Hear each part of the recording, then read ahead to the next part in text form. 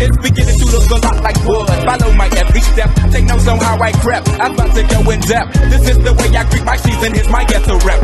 Who are you? What Speaking Freedom does online is provide general information for the culture to use to advance and improve. What we do privately is help individualize it for your needs and benefits. Grow with us. We are kings, we are gods, but how you get them to believe it when they don't believe in anything? We're gonna save some lives in this lifetime. We haven't church in a while. Like God's doctor in the streets, the Holy Ghost used me to set them free. If love is the new religion, the hate is sinning, we stay winning. Just handling God's business, we ain't tripping. No bread to be dipping. 'Cause we're speaking freedom, giving you the answers to be free.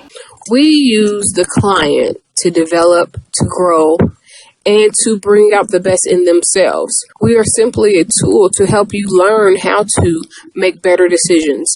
Not just one decision, not just today, but for the rest of your life. Encouraging each person through each trial and tribulation. Work call. Yeah, man.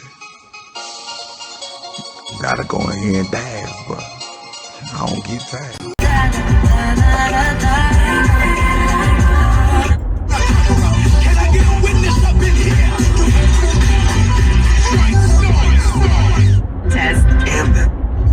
Counter to him. Big enough you can't deal with it. U.S. Postal Service. Okay, so, man, I hate that it's about to rain and I gotta be out the house. So, anywho, yesterday I was on IG and somebody new that I followed that just happens to be a pastor or a self-titled pastor. And the reason why I say that is because according to the Bible, back in the Bible days, people couldn't just get appointed to be anointed. And I'm talking about appointed by people to be anointed. And I think that we fragrantly give out spiritual leadership titles and spiritual leadership roles to people based on their desire to be spiritual leaders versus God's appointment to anointing of a spiritual leader.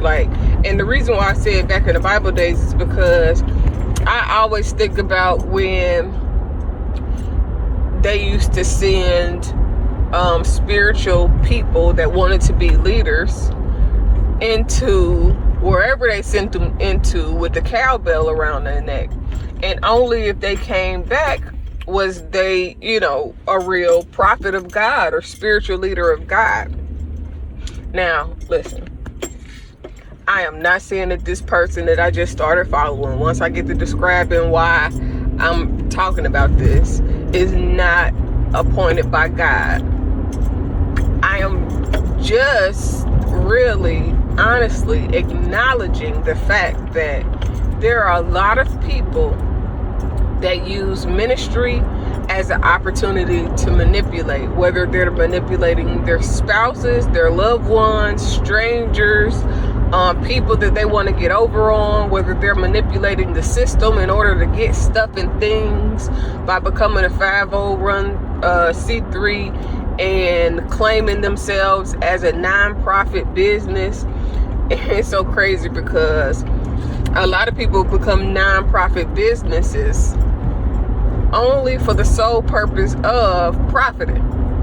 And, you know what I'm saying, doing things in the name of business and being able to come up, you know what I'm saying, through their business. And then they look at me crazy because I am not for profit, not a non-profit. I am not for profit means that I don't really do what I do to make a profit. I do what I do to help people as a prophet. So, but I was saying all that because literally yesterday when I was walking, I was really thinking like, man, a lot of people will proclaim to be a spiritual leader and a prophet and all of these things instead of letting their works be the means for how they get appointed to spiritual leadership. Meaning, I never, ever, ever once thought of myself as a prophet until God proved me as such. When I say God proved me as such, when I started having dreams and they started coming to reality, when I started seeing things that were beyond me and they started being exactly what I saw, what I perceived, and then some. And still, I don't consider myself a prophet. I let the people say who I am. Kind of like Jesus did. Who do you think I am? Who do you say I am? You know what I'm saying? But none of that is about that. I was just thinking about that when I was thinking about this person who got online and was talking about he hates when people get up under his post and say they don't agree. And that kind of threw me for a loop, because it reminds me of something that is not necessarily good or sound, in the sense of a person that doesn't want to be disagreed with, or they don't want their views to be challenged, or they don't want to grow. Because in order to grow, and I was explaining this to somebody a couple weeks ago when I was talking about the disagreement between voters and Republicans versus Democrats, who won the election versus who didn't, Van crying versus Van cheesing in the Trump's faces and shit, you know what I'm saying? Like that go along to get along but be fake all along type shit.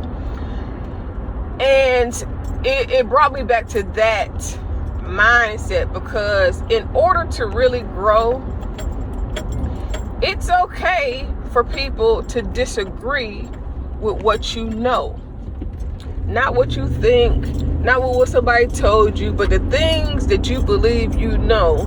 If they know something different, or if God has shown or proven to them something different, then by all means, the more we consult, consider, speak amongst ourselves, even in the comments, the more we grow. Sometimes people think that I be trying to comment or saying shit because I'm trying to fuss or argue, or I'm trying to, you know what I'm saying, go back and forth with somebody. And really, it's challenging the perspective.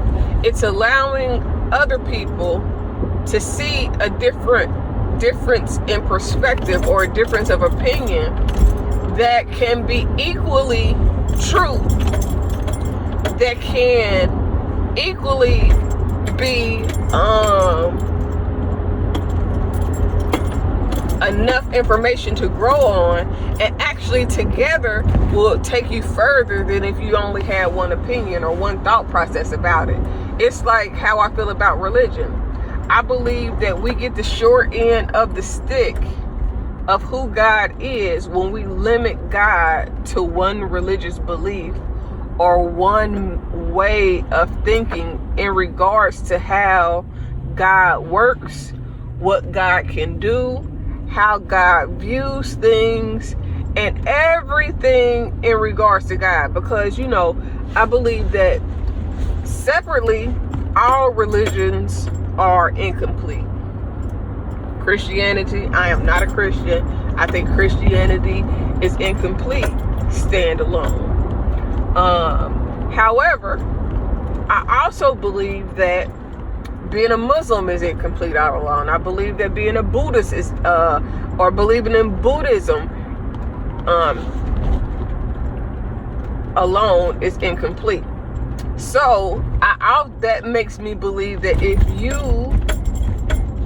put all of those religious beliefs together, if you really consider everything that religion has to offer as a collective, like everything together, you would get more understanding of who God is versus what God can and what God can do versus how one person's experience of God can limit you. And this is the reason, well, another reason why I talk about spiritual leaders being appointed by people based on who they get close to, who likes them, who train them, who they set up under, so now that they feel like they can go and speak based on what they feel like they know, versus God appointing you and God showing who you are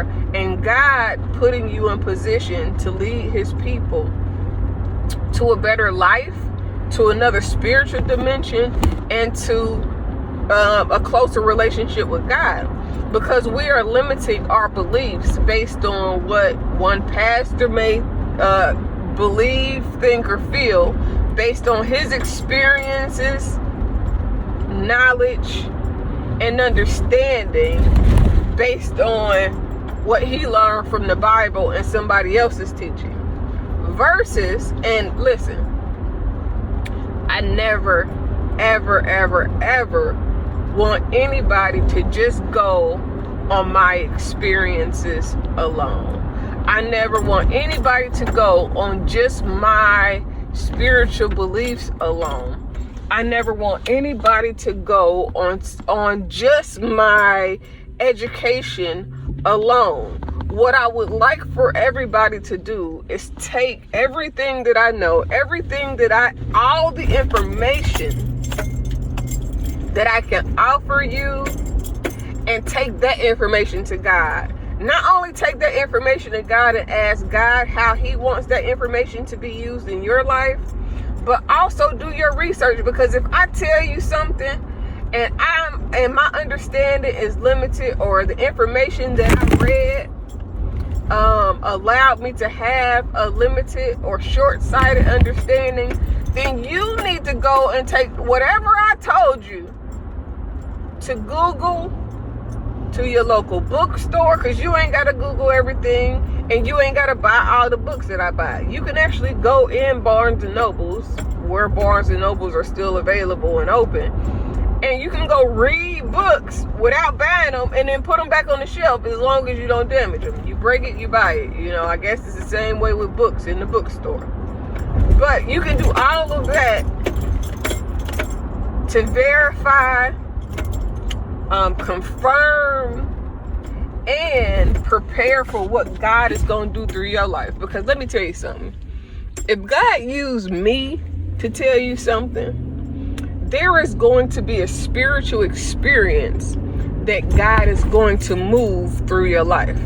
And in that spiritual experience that God is going to move through your life, you will be able to say whatever I said was either accurate or inaccurate, more than wrong or right, because I could say something that's right in a time that has not yet presented itself, or in a way that you have to follow through with what God told you in order to see what God told me. And for some people, that within itself can be crazy. For some people, that could be far-fetched, because they think that whatever you say is supposed to happen like that. I had to snap 3 times because it wasn't snapping right. I couldn't snap. It's like, you know, sometimes I see people when it comes to babies, and they might not be pregnant. When I see them and I be like, ooh, it's a baby. Sometimes I ask people, are you pregnant? And they're not pregnant. And I said I wanted to stop saying stuff about people being pregnant because I don't want to offend anybody for assuming somebody is pregnant and they may be struggling with weight, or they may be having some other struggle that may leave me thinking that they're pregnant or talking about pregnancy at that moment and make them feel some type of way. However, what I've learned is that every time I think, believe, or say somebody is pregnant, will be, should be, or is expecting, within a matter of, for life, it's more like within 1 to 3 years before life is born. Now, it can happen sooner, it can happen later, or they could be pregnant as I am thinking that they are pregnant and they just ain't told nobody. And for whatever reason, I can feel it.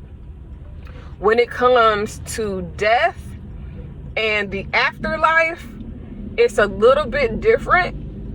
Normally, if I feel something, think something, or know something when it comes to death, and it is like a beforehand type of thing, like it's normally like 3 to 5 years before something actually happens to somebody that I believe I feel something tragic in the midst of happening.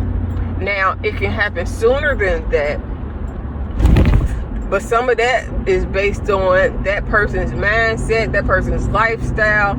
And then there are plenty of times where I can sense something is going to happen to a person within the brink of it happening.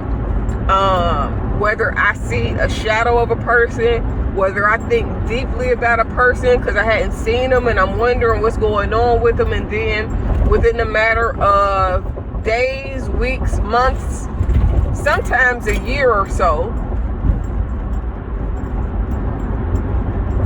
I couldn't help but to run that over.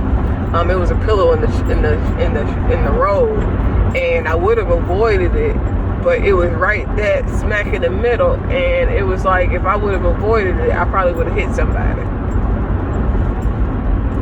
So sometimes I could just feel something, and sometimes, like, literally, I would just be like, man, I miss this person. I hope they're okay. And it turns out within, you know what I'm saying, however long of a period something ends up happening to them. Sometimes that can be within, I'll say, 6 months to a year. Sometimes it could be longer. Again, everything that I feel and sense can be redirected based on the person's mindset. If that person shifts and does something different, whether good or bad is what I'm seeing, that will change the narrative of what's been seen. So, because it's not just life, it's not just babies and births and life, it's not just death, premonitions of death, and bad things happening. It is also, in addition to that, it is also businesses, it is also relationships, it is also all of these things I am able to perceive sometimes, and this perception is really honestly beyond me. So, you know, I can't remember why I was saying that specifically, but everything is based on the individual. I can say something, that don't mean it's gonna happen. The reason why I don't mean it's gonna happen, because you could do something that's opposite of what God is showing you to do, what God is leading you to, and it can end up something different than what I seen. You could do something opposite of what I'm feeling, if it's as far as death or something that is diminishing. You could do something that changed the course of what was going to happen to you. And it has nothing to do with me. I am truly only a vessel. It's just like last night I had this weird ass dream that I had a dream that I was about to get my hair done by somebody. and I was running late, and I had to leave my children at home or some shit, or I had left them after something. They was doing something. They were supposed to be home, so I couldn't go get my hair done. But I was in the shopping mall or store, and I met somebody. And I was supposed to go back to get something from this store, and I ended up kicking it with this guy.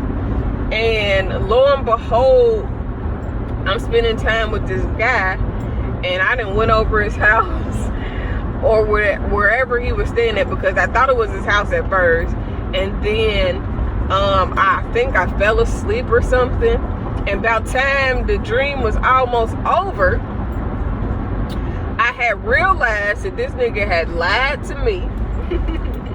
He was super duper married, and the place that he took me over was somebody else's house that was not his.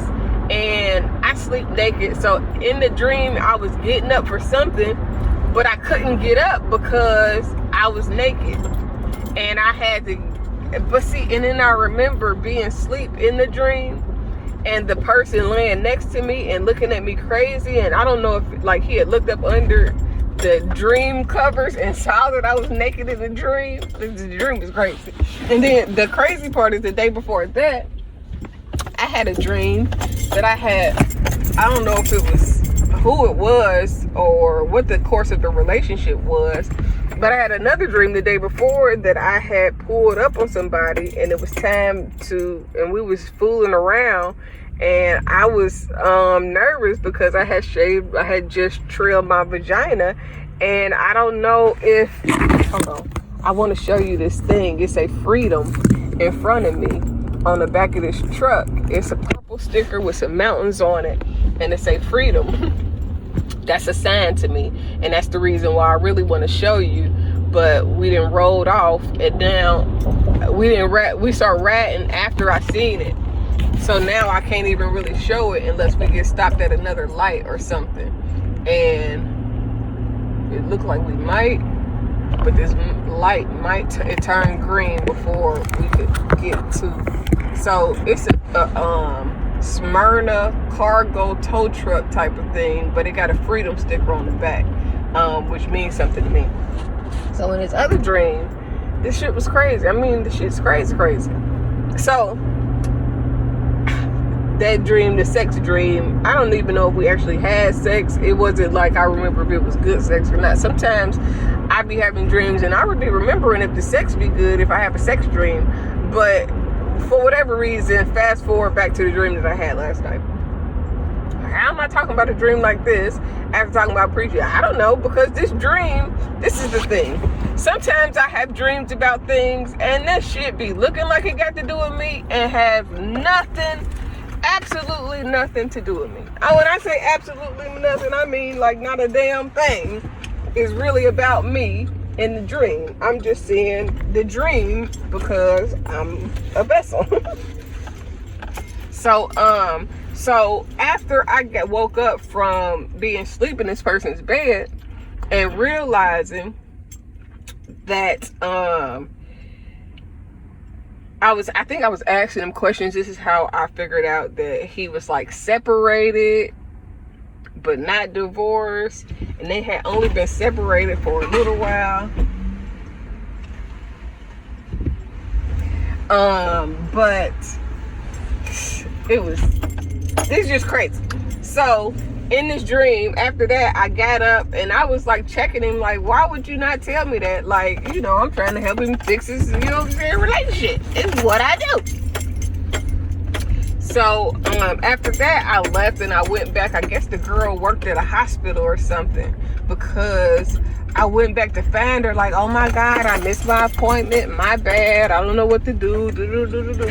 And she was like, well, just go get the hair and come back tomorrow at 6 p.m. It was weird. But anyways, so I think the point of me sharing that dream is because sometimes my dream doesn't mean anything at all to me. Like, sometimes my dream don't mean nothing at all, period. To me. But lo and behold, I may come and find out later that dream meant something to somebody else. And that's why I like to share my dreams. That's why I like to record when my children have dreams too. Because if something happens that's similar to that dream, I use it to be a witness that this is something that we've seen. Now, okay, moreover. So, the person was on the internet saying that they don't like when people don't agree with what they're saying or their post. And instead of commenting they don't agree, they should just move around. And I guess that's cool, because sometimes people do just be trying to argue and finding the reason to argue with a person. You know, the other day I commented on Kurt Franklin's post after I made the video about Kurt Franklin's post. And the post said that God is not mad at you, or something about God being mad. Specifically mentioned God being mad, or mad, the word mad. And then somebody get on there trying to fuss with me, talking about, you know what he meant? Because on the post I said, well, God don't really get mad at you. He just be disappointed and waiting for you to, you know what I'm saying, get back in motion. Somebody get on there and say, well, the Bible says something about God gets angered. And if you have you ever read the Bible? And the person went on and on and on. And then I realized that this bitch is on here talking about God being angry. And the post that she's commenting on, nobody even mentioned if God said that he was angry or not. It specifically said something about God being mad or not, God not being mad at you. So I was like, bitch. I didn't say this because it was Kurt Franklin's post or whatever. But in my mind, and hopefully this is the way the comment came off when I said, girl, he didn't even say nothing. The whole post never mentioned anything about being angry or anger of God. It said mad specifically. That's why I said mad. She never commented back. But I'm saying that to say some people really do just be wanting to fuss and argue with you about some shit that they ain't even reading to comprehend. They just reading to respond. Oh man, I don't like these ones. So I get that part, but at the same damn time, the honest to God truth is it should be okay, even for a spiritual leader, for somebody to disagree with you. And the reason is because